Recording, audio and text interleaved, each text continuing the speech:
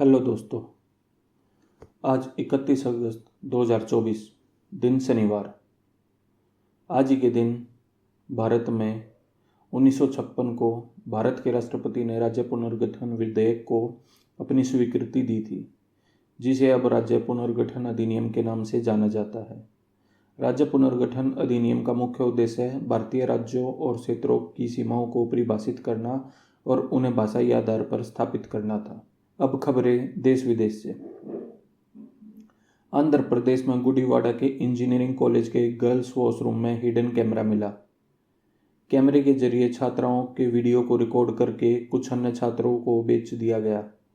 Police ने इस मामले में बीटेक अंतिम वर्ष के छात्र विजय कुमार को पकड़ा है। बताया जा रहा है कि ये काम उसने अपनी गर्लफ्रेंड के साथ मिलकर किया है। रतलाम के इंडस्ट्रियल एरिया में स्थित मालवा ऑक्सीजन प्लांट में शुक्रवार सुबह 4 कर्मचारी झुलस गए। इन सभी को प्राइवेट हॉस्पिटल में भेज दिया गया है, जिसमें एक की हालत गंभीर बनी हुई है।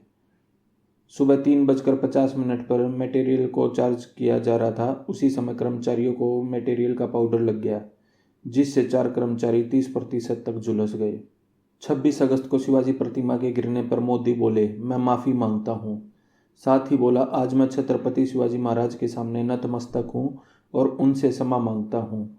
पीएम मोदी के कार्यक्रम से पहले विपक्ष पार्टी के नेताओं ने मूर्ति गिरने को लेकर विरोध प्रदर्शन किया। इससे पहले शिंदे, फडणवीस और अजित पवार भी माफ़ी मांग चुके हैं। देश की तीसरी सबसे बड़ी एयरलाइन विस्तारा की आखिरी फ्लाइट 11 नवंबर को भारत में उड़ान भरेगी। 3 सितंबर से कंपनी की वेबसाइट में टिकट की बुकिंग बंद हो जाएगी। 12 नवंबर से विस्तारा की सभी फ्लाइट्स का ऑपरेशन अब एयर इंडिया के हाथ में होगा। टिकट की बुकिंग भी एयर इंडिया की वेबसाइट से ही होंगी। अब खबरें राजनीति से जुड़ी।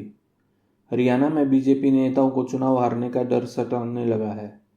भाजपा के सीनियर और राजनीति के पुराने खिलाड़ी चुनाव लड़ने के लिए अपनी सुरक्षित सीट की तलाश में हैं। कुछ नेता भाजपा हाईकमान के पास सिफारिश कर अपनी सीट बदलने की गुहार लगा रहे हैं। बताया जा रहा है, इन बड़े नेताओं के नाम में खुद मुख्यमंत्री नायब सैनी, पूर्व वित्त मंत्री captain Abhimanyu, deputy speaker Ranbir Gangwa, परिवहन मंत्री असीम गोयल, पूर्व सांसद अरविंद शर्मा, भाजपा समर्थक जजपा विधायक रामकुमार गौतम शामिल हैं। हरियाणा में बीजेपी उम्मीदवारों की लिस्ट होल्ड अभी आने में 2 से 3 दिन लगेंगे। प्रदेश अध्यक्ष मोहन लाल बडोली ने चुनाव लड़ने से इनकार कर दिया है। पहलवान योगेश्वर दत्त ने सोनीपत की गोहाना सीट से अपनी दावेदारी जताई है। योगेश्वर दत्त का नाम इस सीट के संभावित उम्मीदवारों में नहीं था।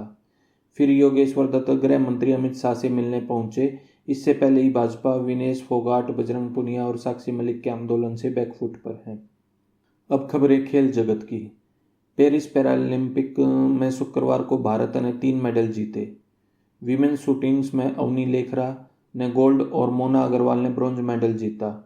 अवनी लेखरा ने 249.7 का स्कोर किया, जबकि कोरिया की यूनरी ली को 246.8 स्कोर के साथ सिल्वर मिला।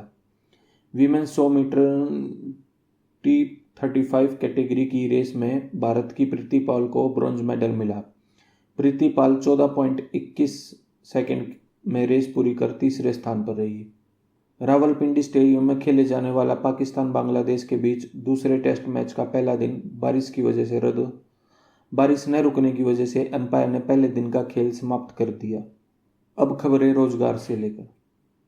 यूनियन बैंक ऑफ इंडिया ने 25 राज्यों में अप्रेंटिस के पदों पर भर्ती निकाली।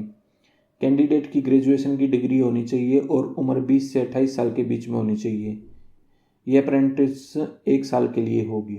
हरियाणा में असिस्टेंट प्रोफेसर की 2424 भर्तियों के लिए आवेदन की तारीख बढ़ गई है। अब आप 2 सितंबर तक फार्म भर सकते हैं। इसके लिए उम्मीदवार 55% से पोस्ट ग्रेजुएशन में उत्तीर्ण होना चाहिए। उम्मीदवार की उम्र 21 साल से 42 साल के बीच में होनी चाहिए। अगर आपको हमारी वीडियो पसंद आई हो तो लाइक, शेयर और सब्सक्राइब करना ना भूलें। Thanks for watching.